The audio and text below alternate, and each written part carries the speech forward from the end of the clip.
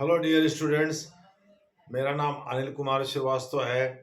अभी मैंने एक दूसरे वीडियो में रायसीना डायलॉग पर चर्चा किया 2025 पर, और उसमें विस्तार से तमाम चीज़ें बताई।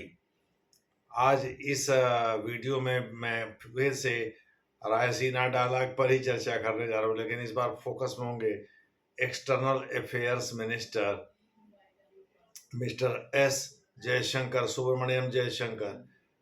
दरअसल सुब्रमण्यम जयशंकर ने भी रायसीना डायलॉग, जो कि एक अंतर्राष्ट्रीय सम्मेलन है जियो पॉलिटिक्स और जियो इकोनॉमिक्स तथा विश्व में जो चुनौतियां हैं उन चुनौतियों पर चर्चा के लिए और अंतर्राष्ट्रीय समुदाय, अंतर्राष्ट्रीय बिरादरी का सहयोग प्राप्त करने के लिए उसमें भाग लेते हुए, आप सभी लोगों को पता है कि रायसीना डायलॉग, जो कि एक अंतर्राष्ट्रीय सम्मेलन है, संगरीला डायलॉग के तर्ज पर डिजाइन किया गया है, जो सिंगापुर में होता है, या म्यूनिच पीस इंटरनेशनल कॉन्फ्रेंस, जैसे म्यूनिच, जर्मनी के म्यूनिच शहर में या म्यूनिक शहर में आयोजित किया जाता है। कहीं कहीं उसको म्यूनिच भी पढ़ा जाता है, कहीं कहीं म्यूनिक भी पढ़ा जाता है। हिंदी में तो म्यूनिक ही पढ़ते हैं, तो म्यूनिक में आयोजित किया जाता है। उसी की तर्ज पर एक्चुअली रायसीना डायलॉग की शुरुआत की गई है।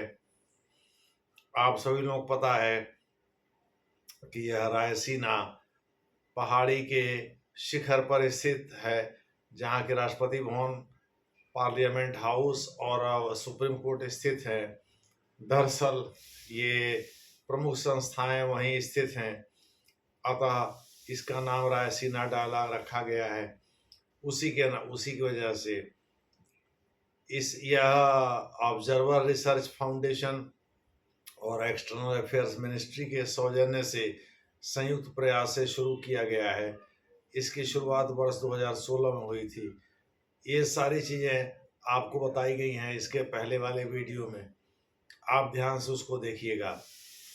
तो उसका थीम भी बताया गया है, काल चक्र जो इस बार का थीम है। पिछले बार के चतुरंग का भी जिक्र किया गया है, जो कि अंतर्राष्ट्रीय थीम था। इस बार भी एक थीम है इसका, जो कि पीपल्स, पीस और प्लेनेट, यानी काल चक्र पर फोकस है। काल चक्र में 3 चीजों पर फोकस है, पीपल्स, पीस और प्लेनेट।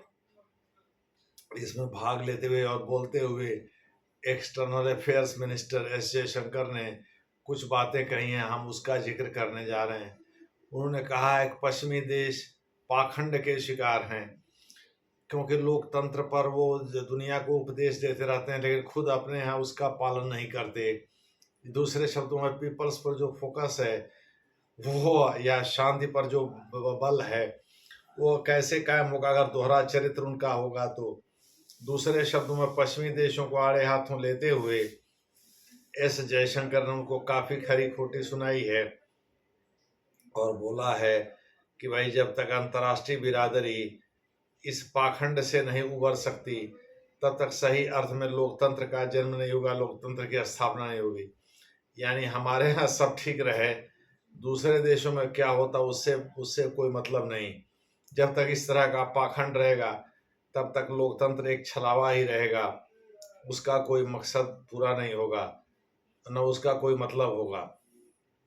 इस प्रकार से एस सुब्रमण्यम, जो कि अपने स्ट्रेट फॉरवर्ड बातों के लिए मशहूर हैं, उन्होंने काफ़ी खरी खोटी सुनाई है। पश्चिमी देशों को देखना है, पश्चिमी देश इस उपदेश के बाद कुछ सुधरते हैं कि नहीं सुधरते। वैसे सच्चाई है, ये अपने यहाँ ये डेमोक्रेसी के पाखंड का ढोंग रचाते हैं, डेमोक्रेसी का पाखंड करते हैं। और जबकि दूसरे देशों में तमाम चीज़ों को सपोर्ट, जैसे अमेरिका का एग्जाम्पल ले लीजिए। अमेरिका कहने के लिए तो डेमोक्रेसी है, लेकिन वो भारत ने जो अंतर्राष्ट्रीय आतंकवाद को परिभाषित करने के लिए एक प्रस्ताव यूनाइटेड नेशंस के सामने रखा था 1996 में, CCIA का comprehensive conference on international, CCIT sorry, international terrorism पर कॉम्प्रिहेंसिव कॉन्फ्रेंस का उसने एक प्रस्ताव रखा था। लेकिन आज भी अमेरिका उसका विरोध करता है, लातीन अमेरिकी देश उसका विरोध करते हैं। और अरब मुल्क गल्फ कंट्रीज उसका विरोध करती हैं। तो गल्फ कंट्रीज का तो समझ में आता है वो ज़्यादातर राजशाही है, लेकिन दक्षिण अमेरिका में राजशाही तो जैसी कोई चीज़ है नहीं, बल्कि उसमें कई वामपंथी देश भी हैं।